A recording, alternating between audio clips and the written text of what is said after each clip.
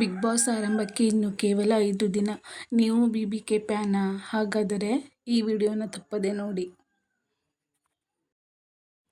Big boss Kannada season 11ರ ಸ್ಪರ್ಧಿಗಳನ್ನು Rajarani ವೇದಿಕೆಯಲ್ಲಿ reveal ಮಾಡಲಾಗುತ್ತದೆ. ಈ ಶೋನಲ್ಲಿ ವಿಜೇತರಿಗೆ ಬಿಗ್ ಬಾಸ್ ಮನೆಗೆ ನೇರ ಪ್ರವೇಶ ಸಿಗಲಿದೆ. ಕಿರುತೆರೆ ಕಲಾವಿದರು, ಮಾಧ್ಯಮ ವ್ಯಕ್ತಿಗಳು, ಗಾಯಕರು ಸೇರಿದಂತೆ ಹಲವರ ಹೆಸರುಗಳು ಕೇಳಿಬರುತ್ತಿವೆ.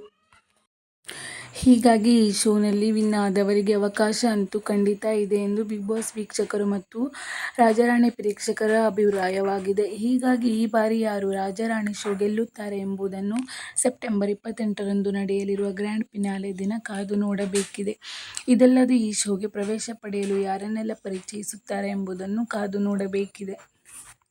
ಕಿರುತೆರೆ ಮತ್ತು ಕಾಮಿಡಿ. ಗೀತಾ ಸೀರಿಯಲ್ ನಟಿ ಶರ್ಮಿತಾ ಗೌಡ ಮತ್ತು ಭವ್ಯ ಗೌಡ, ಕಿರುತೆರೆ ನಟಿ ಸುಕೃತ ನಾಗ್, ಗಿಚ್ಚಿ ಗಿಲಿ ಗಿಲಿ ವಿನ್ನರ್ ಹುಲಿ ಕಾರ್ತಿಕ್ ಪಕ್ಕಾ ಇರಲಿದ್ದಾರೆನ್ನಲಾಗಿದೆ.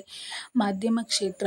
ಇನ್ನು ಮಾಧ್ಯಮ ಕ್ಷೇತ್ರದಿಂದ ಈ ಬಾರಿ ಯಾರು ಇರಲಿದ್ದಾರೆ ಎಂಬುದೇ ಕುತೂಹಲದ ವಿಷಯವಾಗಿದೆ.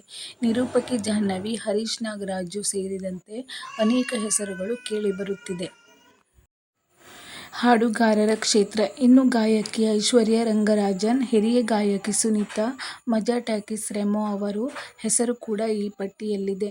ನಟ ತ್ರಿವಿಕ್ರಮ್ 2017ರಲ್ಲಿ ಆರಂಭವಾಗಿ 2019ರಲ್ಲಿ ಮುಕ್ತಾಯವಾದ ಜನಪ್ರಿಯ ಧಾರಾವಾಹಿ ಪದ್ಮಾವತಿಯ ನಾಯಕ ನಟರಾಗಿದ್ದರು. ಇತ್ತೀಚೆಗೆ ಅವರು ಎಲ್ಲೂ ಕಾಣಿಸಿಕೊಳ್ಳುತ್ತಿಲ್ಲ. ಹೀಗಾಗಿ ಅವರನ್ನು ಈ ಬಾರಿ ಬಿಬಿಕೆ 11ಗೆ ಕರೆದಿದ್ದಾರೆ ಎನ್ನಲಾಗಿದೆ. ನಟಿ ಪ್ರೇಮಾ. ಇದರ ಜೊತೆಗೆ ಹಿರಿಯ ನಟಿ ಪ್ರೇಮಾ ಅವರಿಗೆ ಬಿಗ್ ಬಾಸ್ ಆಫರ್ ಹೋಗಿದೆ ಎಂದು ಹೇಳಲಾಗುತ್ತಿದೆ.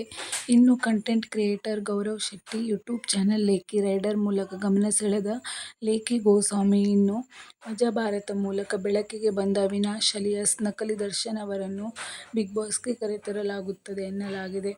ನಕಲಿ ದರ್ಶನ್ ಅವಿನಾಶ್ ನೋಡಲು ದರ್ಶನ್ನಂತೆಯೇ ಇದ್ದು, ಅವರ ಹಾವಭಾವ ಎಲ್ಲವೂ ದರ್ಶನ್ರನ್ನೇ ಹೋಲುತ್ತದೆ.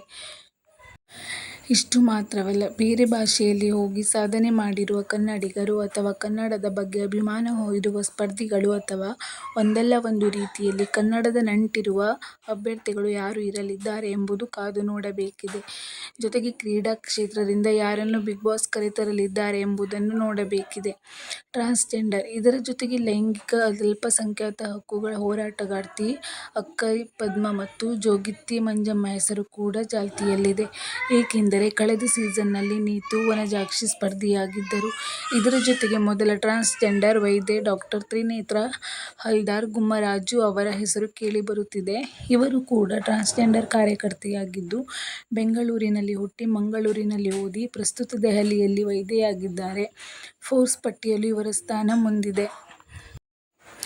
ಇಷ್ಟು ಮಾತ್ರವಲ್ಲದೆ ಗಿಚ್ಚಿ ಗಿಲಿ ಗಿಲಿ ಖ್ಯಾತಿಯ ರಾಘವೇಂದ್ರ ಅಲಿಯಾಸ್ ರಾಗಿಣಿ, ಕಿರುತೆರೆ ನಟಿಯರಾದ ನಾಯಕಿ ಅಮೂಲ್ಯ ಭಾರದ್ವಾಜ್, ಗೌತಮಿ ಜಾಧವ್ ಮತ್ತು ಶರತ್ ಕುಮಾರ್ ಅವರಂತಹ ಪ್ರಭಾವಿಗಳ ಹೆಸರು ಕೂಡ ಚಾಲ್ತಿಯಲ್ಲಿದೆ. ಜೊತೆಗೆ ಕಲರ್ಸ್ ಕನ್ನಡದಲ್ಲಿ ಮುಗಿಯಲಿರುವ ಸೀರಿಯಲ್ನಿಂದ ಯಾರು ಬರುತ್ತಾರೆ ಎಂಬುದು ಕಾದು ನೋಡಬೇಕಿದೆ.